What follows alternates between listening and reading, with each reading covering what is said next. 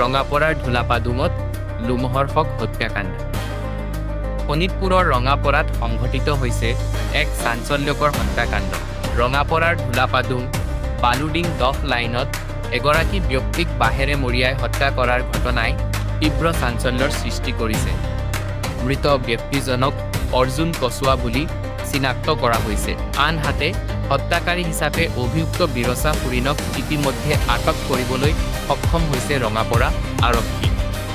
মৃতকৰ পত্নীয়ে জানিবলৈ দিয়া অনুসৰি অৰ্জুন কচুৱাই প্ৰায় প্ৰতিদিনে মদ্যপান কৰি ঘৰলৈ আহি পৰিয়ালৰ সৈতে কাজিয়াত লিপ্ত হৈছিল।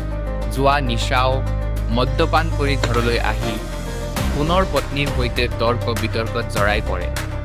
ঠিক সেই সময়তে পত্নীৰ সম্পৰ্কীয় ভায়েক বিৰচা ফুৰিন ঘটনাস্থলীত উপস্থিত হৈ এডাল বাঁহেৰে আঘাত কৰে অৰ্জুন কচুৱাক।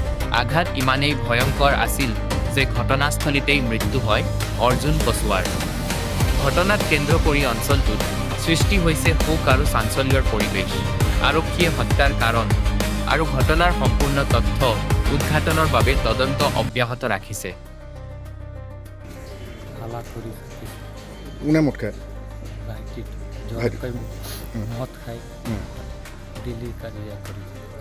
ডেইলি কাজিয়া কৰি থাকে, সেইকাৰণে মাৰি দিলে। মা দেউতাক মাৰিব খুজিছে, দেউতাকো মাৰিব খুজিছে। মা দেউতাক কাম কৰে, কাম নকৰে, খালি চাই। হ'ব দে। কি হৈছিলে ঘটনাটো? ঘৰতে খাইকে আহে, পাগলা ৰহে আৰু আধাৰ উৎপাত কৰে। মদ খাই থাকে? মদ খাই সদায় উৎপাত কৰে। কোন হয় মৰাজন? কোন হয় আপোনাৰ? হা? মৰাজনটো মৰিলে এইটো কোন হয় আপোনাৰ? হাজবেণ্ড হয়। আৰু কোনে মাৰিলে? এই দাদা। দাদাই মাৰিলে? কিহেৰে মাৰিলে? লাঠি দি মানে। লাঠি দি মাৰিলে? কিহৰ কাৰণে মাৰে? নিচা খাই পেলাই হাল্লা কৰিছিলে, পোৱালিটো পেলাই দিছিলোঁ। পোৱালিটো পেলাই দিছিলে? কিমান ডাঙৰ পোৱালি? 3 বছৰ। 3 বছৰ। মদ খাই পেলাই দিছিলে? সদায় মদ খাই। মই গাঁৱত যাওঁ, কামত যাওঁ, আহি পেলাই দিনপুৰ আনিছে।